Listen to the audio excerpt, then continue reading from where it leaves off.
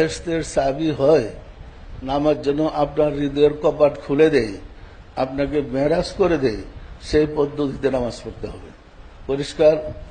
আসসালাতু মিরাজুল মুমিনিন, নামাজ হয়েছে মুমিন ব্যক্তির জন্য মিরাজ। আপনি যখন নামাজে দাঁড়াবেন তখন কলবে খেয়াল করলেই, খেয়াল কালবে কলব আল্লাহর দিকে গভীরভাবে ডুবতে থাকেন। একটা সময় আসবে দেখবেন শুধু আলো আর আলো। আপনি দাঁড়ালেন অন্ধকারে, আলোটা ভিতরটা বেড়ে গেল।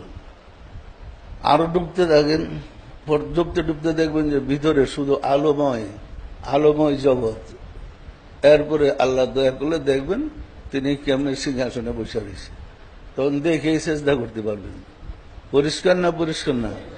ওটার জন্য আমরা প্রথম বলি খেয়াল কালবে আল্লাহর দিকে, আল্লাহকে হাজির নাজির ওয়াহেদ জেনে চেষ্টা করুন। ওই কলবের ভিতরে যখন আপনি ডুব দিবেন তখনই গিয়ে আল্লাহকে খুঁজে পাবেন। কেন? ওয়াফি আনফুসিকুম আফালা তুবসিরুন, তোমার মাঝে আমি বিরাজ করে, তুমি কি আমাকে দেখো না? সুতরাং আপনার ভিতরে কোথায় বিরাজ করে সালাতের মাধ্যমে তাকে খুঁজে চেষ্টা করুন। পরিষ্কার না? পরিষ্কার না? শুধু কোরআনে লেখার জন্য এই কথাগুলো আসে নাই, ওটা প্র্যাকটিক্যাল সাধনা করে অবস্থান করার জন্য, পাওয়ার জন্য। এই কারণে রাসূল তো আল্লাহকে দেখছেন, স্বাভাবিক ব্যাপার, কিন্তু হযরত আলী, হযরত উমর এবং আবু বকর সিদ্দিক প্রত্যেকেই আল্লাহকে দেখেছে। আল্লাহকে না দেখলে কালমা শাহাদত আসে নাই, আল্লাহকে না দেখে কালমা শাহাদত কেউ পড়ে নেই। পরিষ্কার? সুতরাং আমাদেরকে ওইভাবে নামাজটা পড়তে হবে যেন একাগ্রতা আসে। আমরা অনেক সময় যখন একাগ্রতা বিহনে নামাজকে আমরা কি জানে বলে, নামাজকে আমরা পাত্তা দিই না একতা ছাড়া। এটার সূত্র ধরে আমাদের কিছু আশিকের রাসূলরা মনে করে ধুরু নামাজ তো হয়ে আর পইরা লাভ কি বলে, কিন্তু নামাজ হয় না তো নামাজ পড়ে লাভ কি? নামাজ আপনাকে পড়তে হবে। নামাজ আল্লাহর হুকুম, এটা ফরজ। নামাজ আপনাকে পড়তে হবে, নামাজ মাফ নাই। নামাজ কায়দা করা যাবে না, নামাজ ঠিক মতো আদায় করতে হবে, কিন্তু হুজুরি দিলে নামাজ পড়তে হবে। হুজুরি দিল ছাড়া নামাজ শুদ্ধ হয় না। আপনাকে শরীয়তের বিধিবিধান পালন করতে হবে, কিন্তু শরীয়ত মারিফতটাকে হেফাজত করার জন্য, মারিফতটাকে হেফাজত করার জন্য শরীয়তের বিধিবিধান পালন করে চলতে হয়। পরিষ্কার? পরিষ্কার? আমরা মারফতি দলে আছি, শরীয়ত মানি না, এটা কিন্তু ভুল।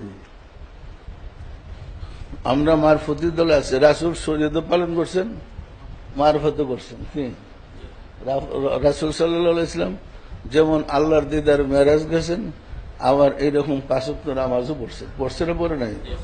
সুতরাং নামাজ ছেড়ে দেওয়া যাবে না, রোজা ছেড়ে দেওয়া যাবে না, নামাজের বিধিবিধান, শরীয়তের বিধিবিধান সব পালন করতে হবে। পরিষ্কার? সম্মানিত আশিকের রাসূলেরা একটা সূত্র দেখাইয়া নামাজ তো হয় না, তাহলে নামাজ পড়ে লাভ কি? আপনার নামাজটা হয় কি হয় না, আপনার হুজুরি আসে কি আসে না, এটা পরীক্ষা করার জন্য আপনি নামাজ তো পড়তে হবেই। নামাজ পড়লে বুঝতে পারবেন তরিকা করে আপনার কতটুকু উন্নতি হয়েছে। নামাজে গেলে যদি দুনিয়ার কথা মনে না আসে, তখন মনে করলেন প্রথম ধাপ আমি অতিক্রম করছি। নামাজে গেলে যদি শুধু নূর আর আলো দেখেন, মনে করলেন দ্বিতীয় ধাপ অতিক্রম করছে। নামাজে গেলে যদি খেয়াল কালবে করলে যে রাব্বুল আলামিনের নূর, সত্তা, তাজাল্লি দেখেন, তখন মনে করবেন আমি চতুর্থ ধাপ অতিক্রম করছি। নামাজে গিয়ে যখন রাব্বুল আলামিনের সামনে হাজির হবেন, তখন আপনি মনে করবেন যে না, আমি মালিকরে পাইছি, প্রকৃত হুজুরের নামাজ হয়েছে। পরিষ্কার? কিন্তু যদি কোনোটা অবস্থা না হয়, তা আপনি দোকানের সামনে বসে আড্ডা দিলেন আর মারফতি গল্প করতেছেন, লাভ কি? এগুলোর চাপাবাজ বলে, এগুলো সব যুগ ছিল। আমিও দেখছি আমার মুর্শিদের দরবারে একদল মারফতি কথা বলতো, চাপাবাজ ছিল, একটার ইমান নাই।